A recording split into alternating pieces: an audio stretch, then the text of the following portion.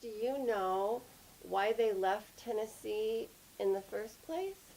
Well, evidently it was for homesteading up here in this area, getting homesteads, and the Galbraiths homesteaded up the river here, and that must have been, I suppose that's the main deal that brought them, that they came out for. Okay. Mm-hmm. And it looks like her father came with them and then died shortly after. Mm-hmm. He was the first one that they buried in the Saxon cemetery, I was told. Yeah. Do you know why this area was named Saxon?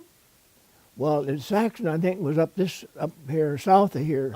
I believe is what they call Saxon. Now, why? I think there's a Mrs. Saxon had the post office up there, I believe. Okay. And that's where they got. That would make sense. I think.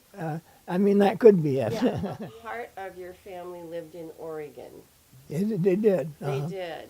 Now, but my dad took me down there when I got drafted to go in the service. He knew I was going to go in the service, so we went down to see Uncle Jess and his wife down around close to Salem somewhere. Okay. We went down there and we stayed a couple of days with them down there. And that bothered my dad when I got drafted because he did his best to keep me from going in the service. He did. And so, but the Lord spoke to me, and when I got the call to go in after he got me deferred for, I think for 6 weeks or something, about 2 weeks or so, I got a call, and the Lord spoke to me and said, "Don't tell anybody that I got my call."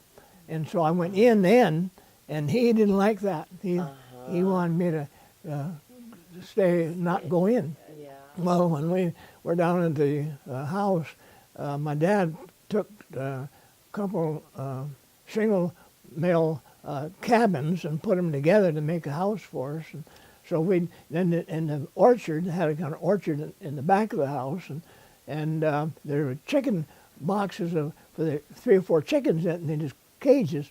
And so Jean, we'd go and look for eggs, and she'd peel up in there and get the eggs in those boxes where the hens lay an egg.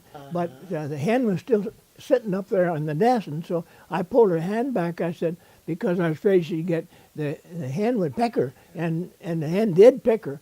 And so she had to put her hand in there, and she did. And she went crying to the house, and I thought, uh-oh, I'm in trouble now. Lost those skis because they looked just like factory made. And my dad and I had got a crabapple tree across the pond, and he and Anton sawed it out, sawed the boards out on that, and made my skis, and he made himself, he liked to jump. He didn't make a ski jump. And so he made a pair for himself and a pair for me. And he'd jump out there about 80 or 100 feet, sail through the air, and then land down on the hill. That was skiing, what he thought anyway. I mean, they called that skiing, but I never got that far along. And where did you go to elementary school? I know you went to Mount Baker High School, but was there a grade school or a primary school?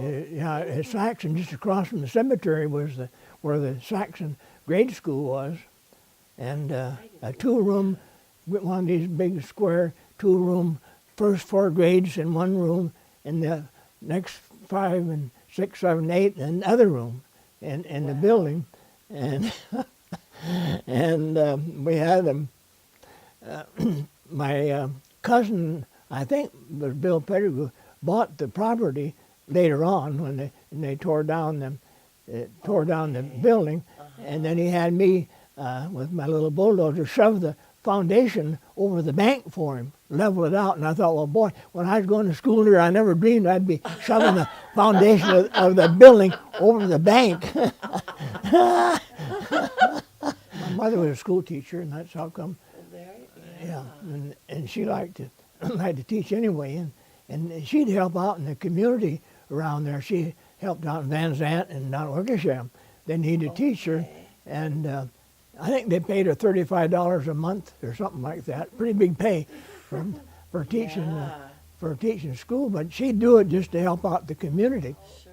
How was your relationship with the Nooksack families that lived nearby? Well, do you remember? No, only that it seemed like they were pretty good friends. Yeah. All pretty good friends. And I know Nick Ullman had a farm up there just beyond where the schoolhouse was then, and had a farm up there. And he'd buy a cow or two from my dad.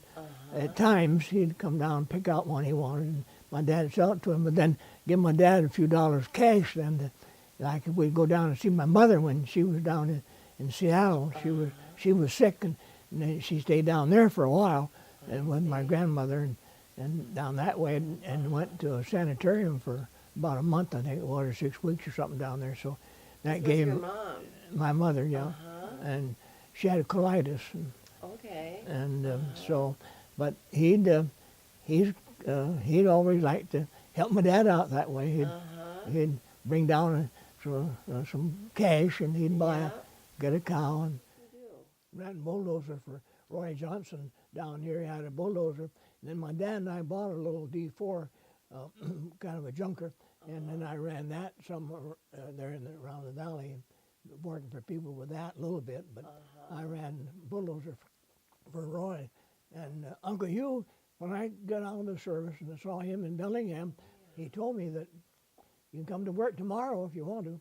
And but I was running yarder then, pulling the logs into the sparkery, and so, but I wanted to run bulldozer, and so then Roy, I started working with him, and he, a neighbor, had this little D4 cat, and over there by Uncle Joe's place up here along the river, and so I heard it running over there, and he got Roy to run it down off the hill. This fellow had left it up there on the ridge, and he had to run it down the side hill down to the bottom. So Uncle Joe was kind of afraid that this other fellow might tip it over or something. So he got Roy to bring it down to the bottom. And I went over there and rode with him down there when he made the road down. And he told me, he said, "You better buy this cat." And so my dad and I did eventually for this fellow. And my dad traded him a bunch of cows for it. And so then I kind of caught on how to handle one of those machines. Yeah, on my mother's side of the family, my mother's mother, why she was crippled and had arthritis so bad they had to carry her wherever she went, and they'd carry her and put her in a chair and wait on her. They had to wait on her all the time, and then we'd had to carry her. Then men folks would carry her from the car. They'd park the car out in front of the house and carry her into the house and put her on a chair. And so then when I got old enough, then I could help do that. And I thought I was pretty big stuff then. I could help carry my grandma. Yeah. I remember I was down there in these log jams where we'd fish for trout and stuff. Go out and fish, drop the line down between the logs and catch trout under the log jams along the river. We landed there in Scotland. Why, some of the fellows, they couldn't wait to get going. And I said, "I'm satisfied to stay right here till that last shot is fired over there in Germany. I'm not in." And in fact, I was about the last one to get off the ship, I guess, about the last 3 or 4 of us to get off to go down through England, and then from Southampton over to Le Havre, France, and then from there we went by army truck and stuff on up through Belgium and up in the tip of Holland. So you saw a lot of the world. I got to see quite a lot of it.